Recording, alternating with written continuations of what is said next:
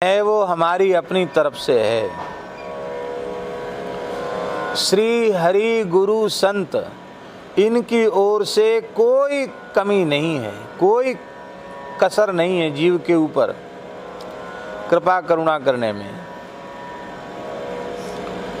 सारा दोष अपना है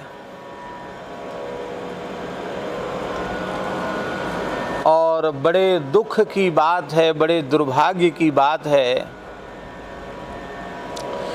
कि पहले तो हमें अपना दोष दिखाई ही नहीं पड़ता।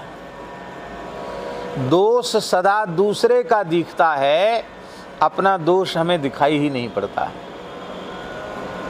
क्या करें, इनने आंखें ही ऐसी बनाई है।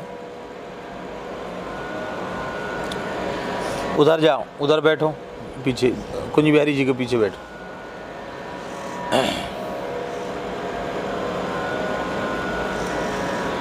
भगवान ने नेत्र ही ऐसे बनाए। नेत्र की कोर पर लगा हुआ काजल आंख को नहीं दिखाई पड़ता है। आंख की कोर पर कितने नजदीक है। आंख की कोर पर लगा हुआ काजल बिना दर्पण के आंख नहीं देख पाती। और दूसरे के यहाँ काला धब्बा हो, सफेद धब्बा हो, एक तिल ही हो, तो आंख देखती है कि नहीं देखती? आंख देखती है।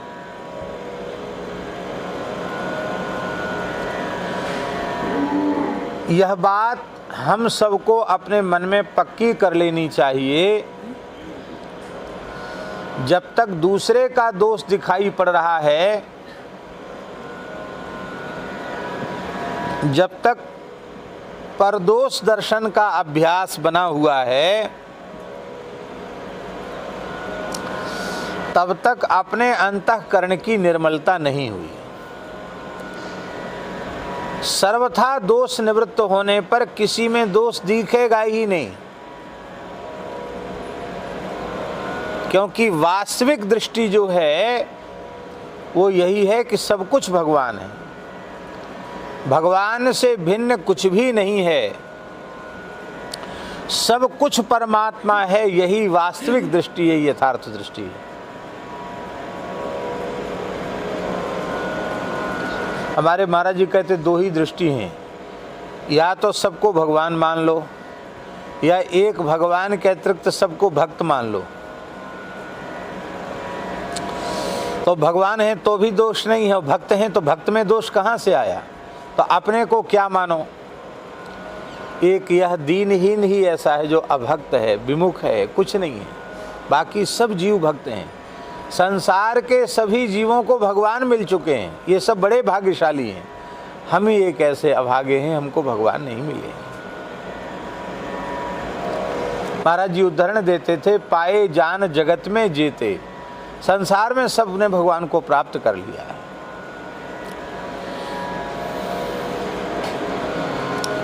तो जब तक परदोष दर्शन हो रहा है, तब तक अपने दोष की निवृत्ति संभव नहीं है। तो जिसके ऊपर भगवान विशेष कृपा करते हैं, उसे अपने दोष का अनुभव होने लग जाता है। और जिसके अनुभव में दोष आ जाता है और हृदय से उस दोष को वह स्वीकार कर लेता है, तो फिर वह दोष उसके जीवन में रह नहीं जाता है। जब तक हमने दोष को स्वीकार नहीं किया, हमारे अनुभव में नहीं आया, तब तक दोष रहेगा। और जब हमें दोष का ज्ञान हो जाएगा तो दोष नहीं रहेगा।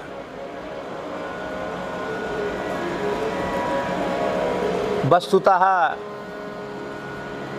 हमारे जैसे जो प्राणी हैं, उनके जीवन की यथार्थ स्थिति तुलसीदास जी महाराज इस पद के माध्यम से बता रहे हैं। हे नाथ, हे प्रभु, हे सर्व समर्थ, सारा दोष मेरा ही है।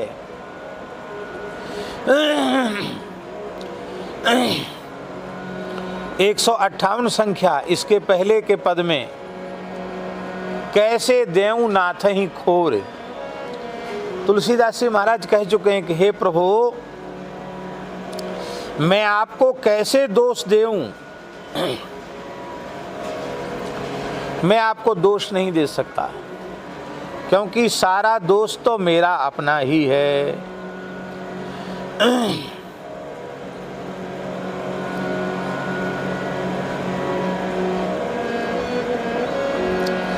पिछले पद में एक बात तो स्पष्ट हो गई, कैसे देऊं नाथई खोर। इस पद में यह बात स्पष्ट हो गई कि जीव का स्वभाव है वो अपने ऊपर दोष स्वीकार ही नहीं करता, सारा दोष भगवान के ऊपर मढ़ता है। ये बात तो पक्की हो गई कि नहीं हो गई?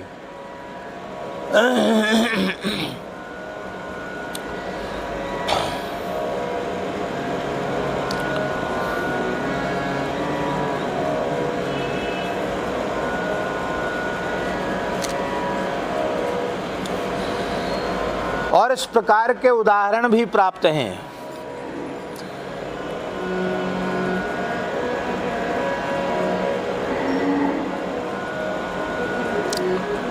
सुग्रीव जी कह रहे हैं, 4 महीना हो गए, राम जी को कहना पड़ा, सुग्रीवहु सुधि मोर बिसारी, पावा राजकोसपुर नारी। और जब सुग्रीव जी भगवान के निकट आए तो सुग्रीव जी ने, ये हम लोगों की कमजोरी है, ये जीव की कमजोरी है, वो सारा दोष सुग्रीव ने राम जी के मत्थे मढ़ दिया। सुग्रीव जी कह रहे हैं, नाये चरण सिर कह कर जोरी, नाये चरण सिर कर जोरी, नाये चरण सिर कह कर जोरी, नाये चरण कर जोरी, नाथ मोहि नाहिन कछु खोरी, नाथ मोहि कछु नाहिन खोरी, नाथ मोहि कछु नाहिन खोरी, नाथ मोहि कछु नाहिन खोरी।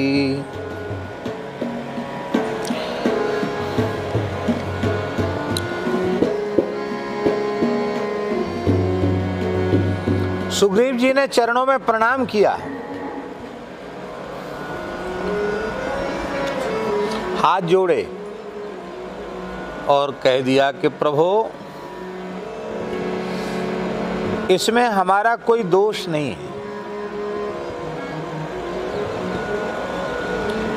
हम भूल गए, आपको भूल गए, आपके काम को भूल गए, इसमें हमारा क्या दोष? राम जी मुस्कुराए, फिर किसका है? किसी न किसी का दोष तो मानना पड़ेगा। बोले हाँ है। अतिशय प्रबल देव तव माया, अतिशय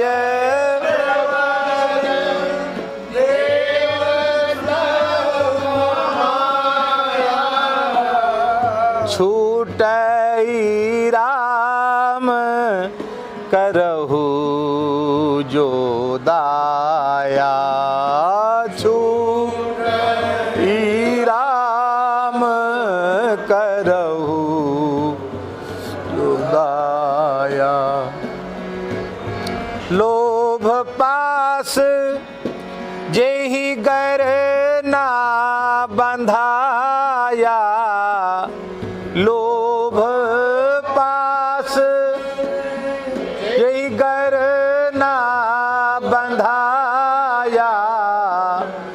सो नर तुम समान रघुराया, सो नर तुम समान रघुराया,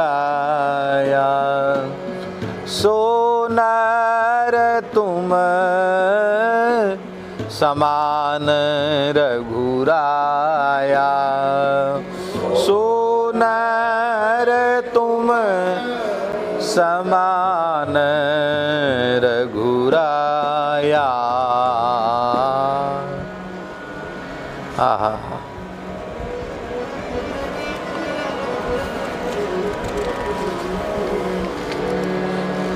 और तो और ब्रजलीला में काली नाग ने भगवान श्री कृष्ण से कहा है, उसने कहा महाराज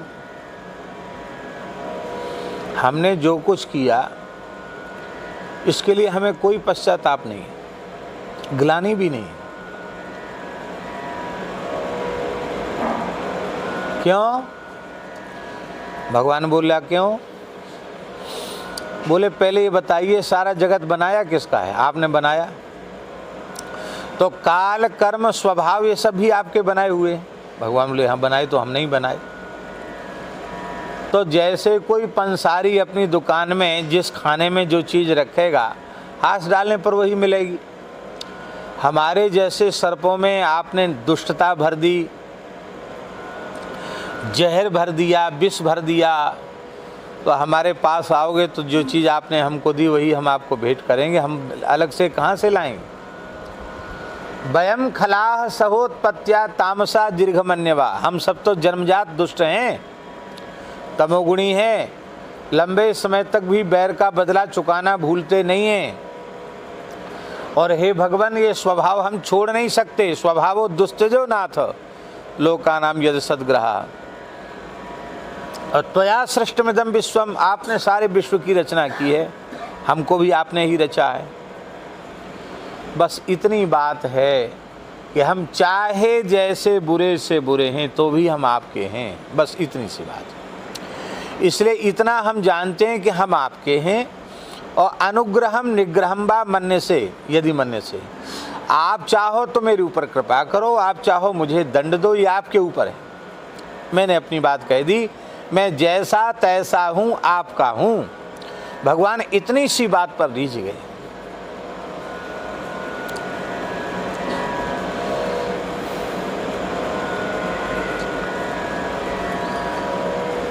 अब यहाँ कह रहे हैं कि हे प्रभु मेरो ही सब दोष, हे प्रभु सारा दोष मेरा है। क्यों दोष मेरा है? क्योंकि आपके दिव्य गुण तो ऐसे हैं कि जिनकी उपमा अनंत कोटि ब्रह्मांडों में कहीं भी उदाहरण के रूप में भी, उपमा के रूप में भी उपलब्ध नहीं है। आपके जैसे दिव्य गुण तो आप में ही हैं। शील सिंधु कृपालुनाथ, हे प्रभु आप शील गुण के समुद्र हैं। और इस शील गुण की चर्चा हम अनेक बार कर चुके हैं, पुनः नहीं करना है। हे नाथ आप शील गुण के समुद्र हैं। समुद्र क्यों कहा?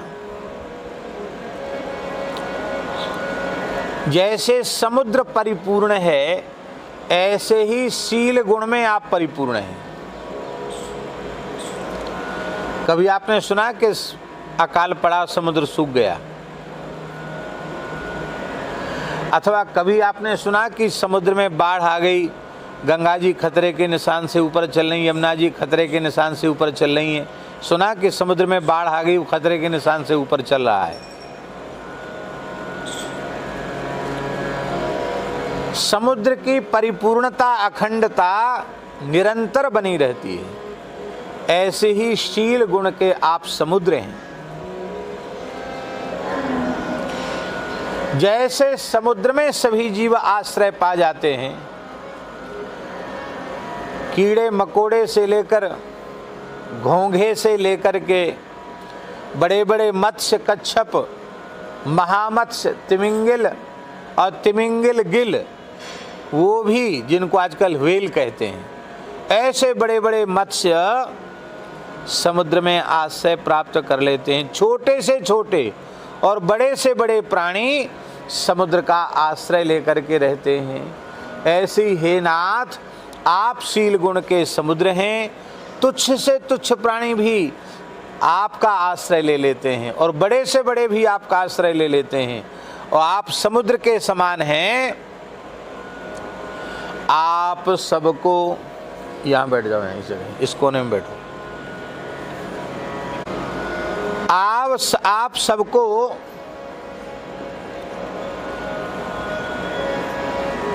अपने में समाहित कर लेते हैं।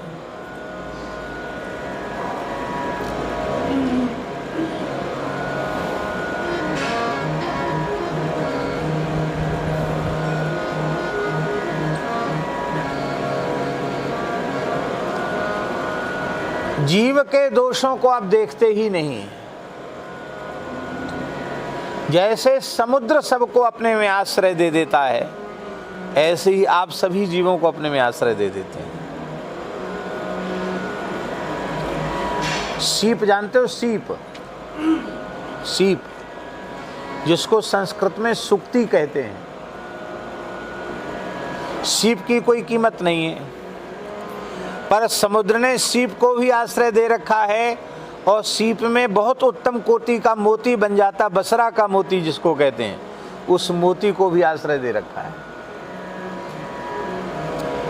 बसरा का मोती बहुत कीमती होता है, हीरे से ज्यादा कीमत होती बसरा के मोती की।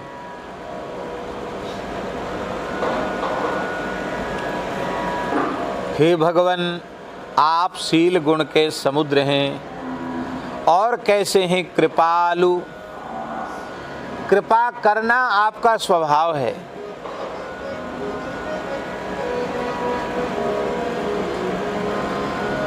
आपको कृपा करना ही आता है।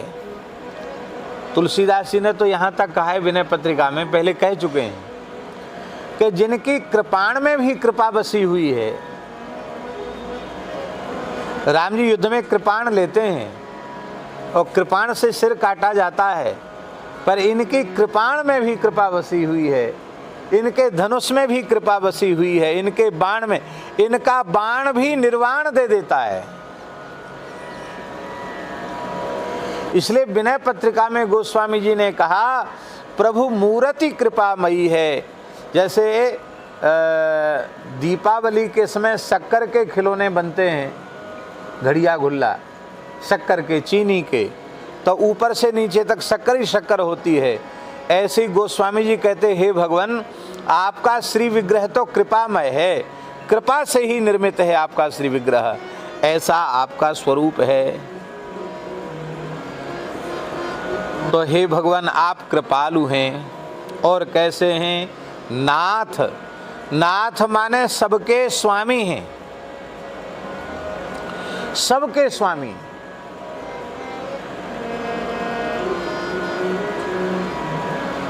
इस ब्रह्मांड में मनुष्यों में सबसे श्रेष्ठ कौन है?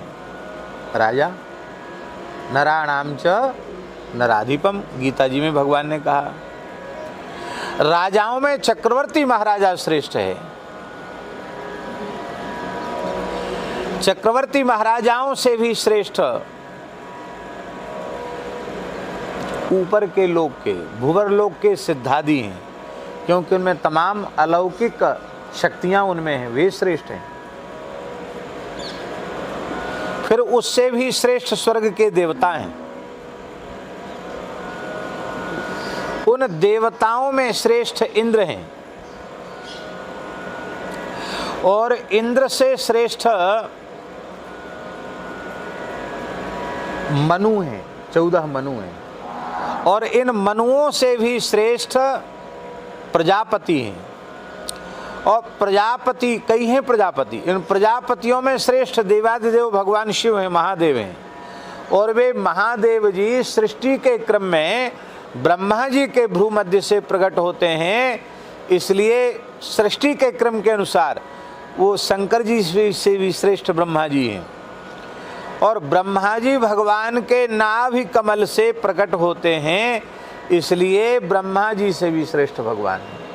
इसका तात्पर्य क्या हुआ कि इस ब्रह्मांड का सर्वोच्च पद ब्रह्मा जी को प्राप्त है।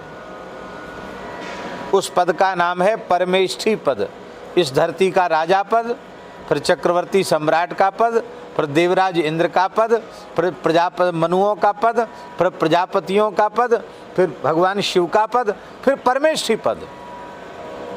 जो ब्रह्मांड का सर्वोच्च पद है परमेष्ठी पद, वो परमेष्ठी पद आप विचार करो, ब्रह्मा जी के एक दिन में 14 इंद्र बदल जाते हैं। उनका एक दिन इतना बड़ा होता है कि 14 इंद्रों का कार्यकाल पूरा हो जाता है। सप्तर्षियों का काल कर 14 बार सप्तर्षि बदल जाते हैं। सारे ब्रह्मांड की व्यवस्था 14 बार बदल जाती है ब्रह्मा जी के एक दिन में। अब हिसाब लगाओ, एक दिन में 14 इंद्र बदले ब्रह्मा जी के, तो एक वर्ष में कितने इंद्र बदले? 365 दिन होते हैं। कितने इंद्र बदले?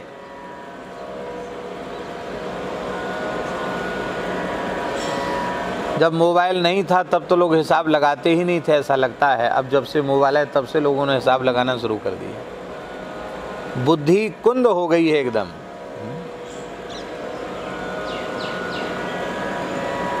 अरे एक दिन में 14 इंद्र, तो एक वर्ष में कितने इंद्र हैं? 100 वर्ष में कितने?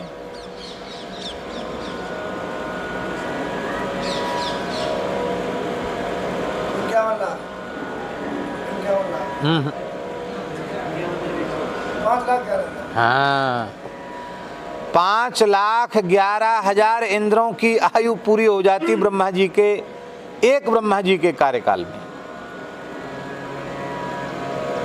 इतने 5,11,000 बार इंद्र बदल जाता, प्रकट होके नष्ट हो जाते इंद्र, और ब्रह्मा जी अपने लोक में अविचल बने रहते हैं। वो ब्रह्मा जी भी भगवान को ही अपना स्वामी मानते हैं। देवादेव भगवान शिव भी अपना स्वामी भगवान को ही मानते हैं। ध्येयं सदा परिभवघ्नमभीष्टदोहं तीर्थास्पदं शिवविरिञ्चिनुतं शरण्यं भृत्यार्तिहं प्रणतपालभवाब्धिपोतं वंदे महापुरुषते चरणारविंदम। इसी को कहते नाथ। आप सबके नाथ हो। नाथ माने सबके स्वामी हो। और कैसे हो? अनाथ नाथ।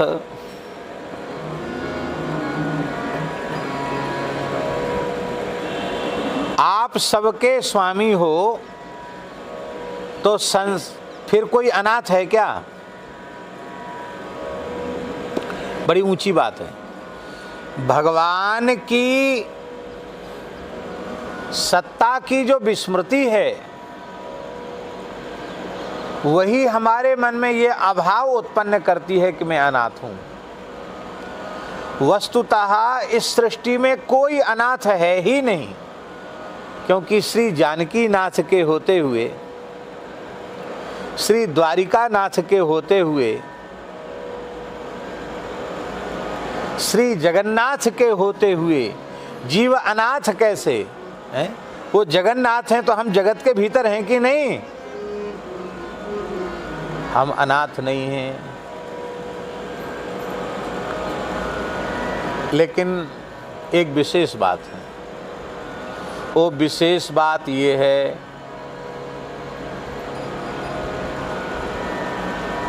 कि बहुत से लोग ऐसे होते हैं संसार में जिनको लोग ही अनाथ कहने लग जाते हैं। अनाथ न कहने लगें तो अनाथालय खुले ही क्यों? क्या खुलते हैं? अनाथालय। यहाँ अनाथ रहते हैं। अब उनसे पूछो कि भाई जगन्नाथ के होते हुए अनाथ कैसे हुए, अनाथालय आपने कैसे खोला? तो यही कहेंगे कि बेचारा बच्चा है, इसके मैया बाप मर गए, बाबा दादी भी मर गए, सब खत्म हो गए। आज एक फ़ोन आया एक महानुभाव का कि महाराज देहात में ये स्थिति हो रही है इस वर्तमान के समय में, सूचनाएं बाहर तक नहीं आ रही हैं और स्थिति ये बन रही है, गांव-गांव में स्थिति बन रही है कि बाबा दादी मैया बाप, बाबा दादी मैया बाप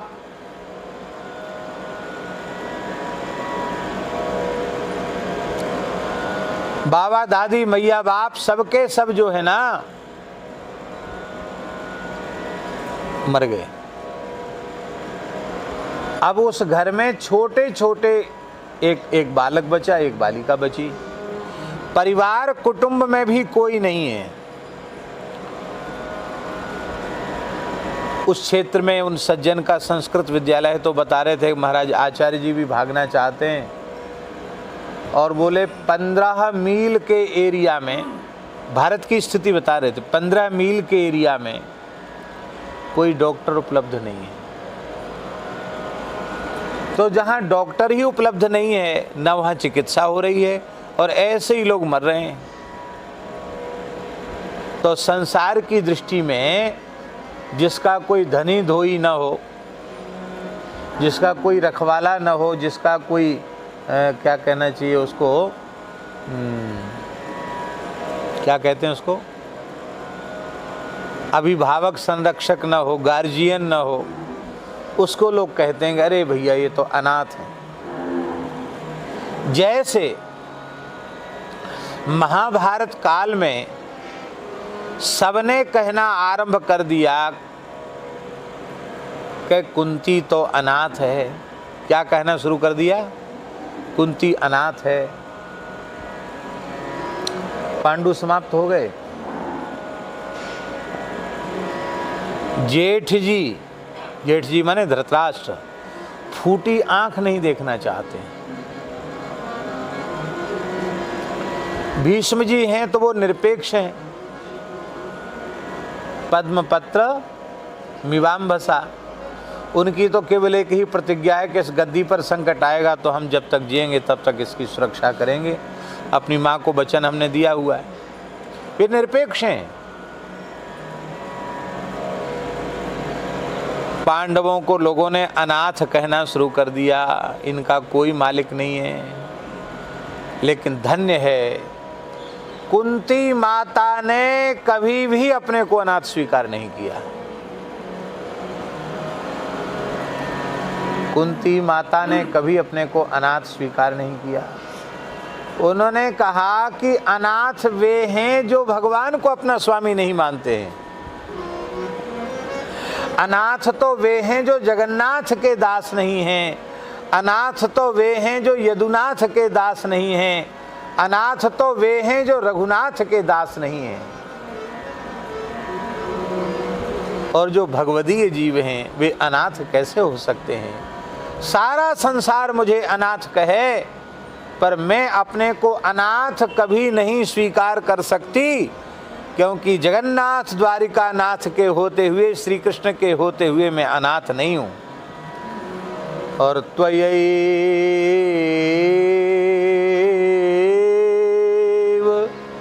नाथेन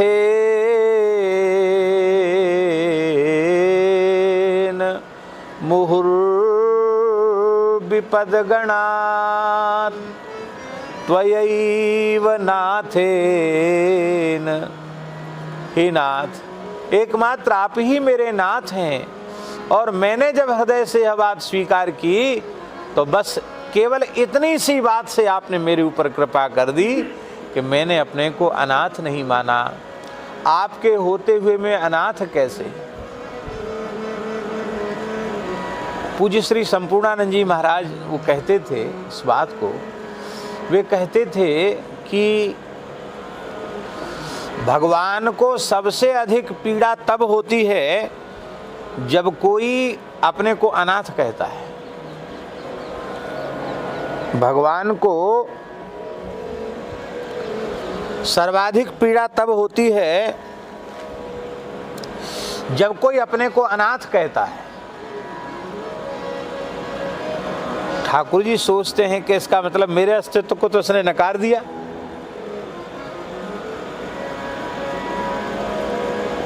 एक पद है, जब जानकी नाथ सहाय करें,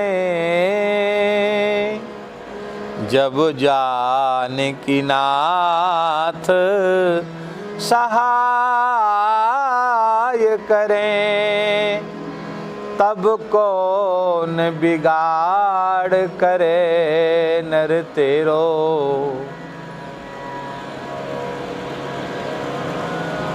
और मलुकदास जी महाराज ने तो ठाकुर जी को नाथ कहकर अपने पदों में कई जगह संबोधित किया। एक पद तो उनका बहुत प्रसिद्ध है, दीन बंधु दीनानाथ, दीन बंधु दीनानाथ, मेरी तन हेरिए, मेरी तन हेरिए, दीन बंधु दीनानाथ, दीन बंधु दीनानाथ, मेरी तन हेरिए, मेरी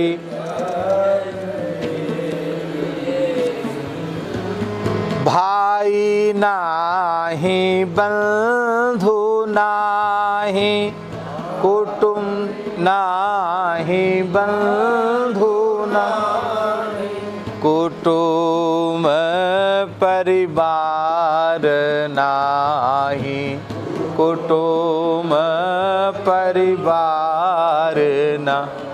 यहाँ अर्थ क्या है? भाई नहीं, भाई नहीं है क्या? बंधु नहीं है क्या?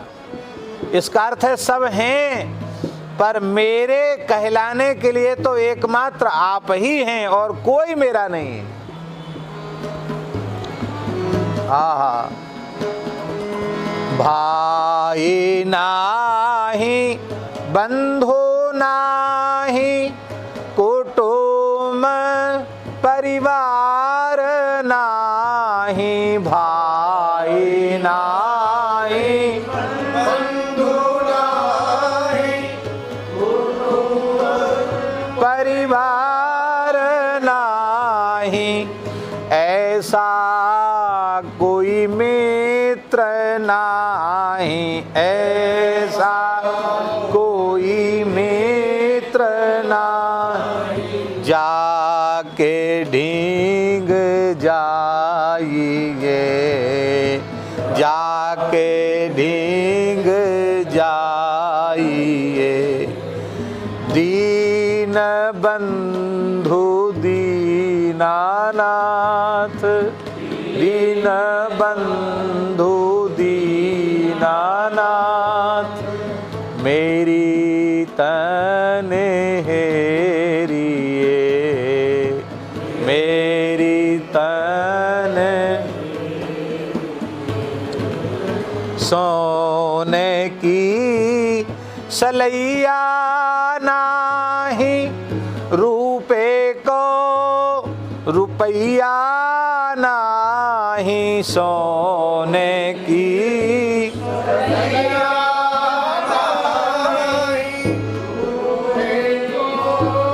रुपैया नाही, कौड़ी पैसा गा गांठ नाही कौड़ी पैसा गांठ ना जासों कछु लीजिए जासों कछु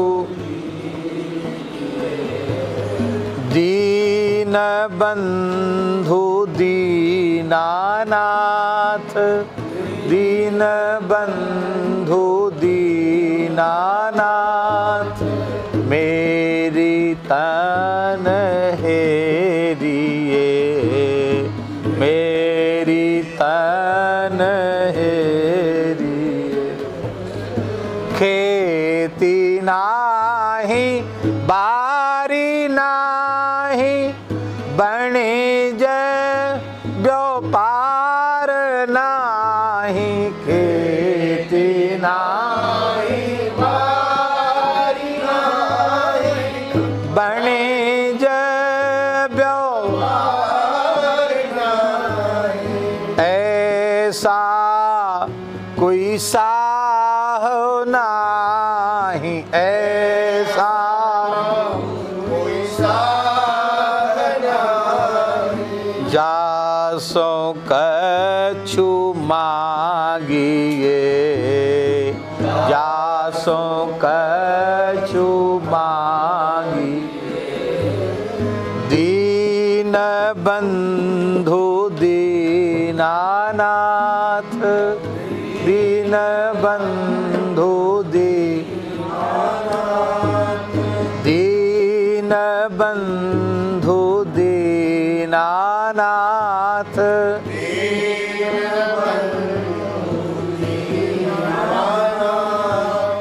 मेरी तन हेरिए मेरी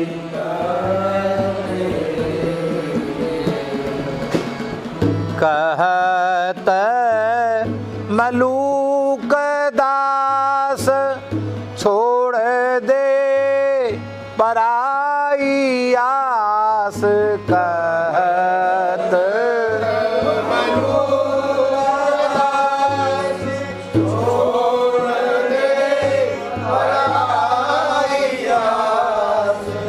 कहत मलूक दास छोड़ दे पराई आस कहत मलूक दास छोड़ दे पराई आस राम धनी पाय के राम धनी पाय के अब काकी शरण जाइए अब काकी शरण जाइए दीन बंधु दीनानाथ दीन बंधु दीनानाथ मेरी तन हेरिए मेरी तन हेरिए दीन बंधु दीनानाथ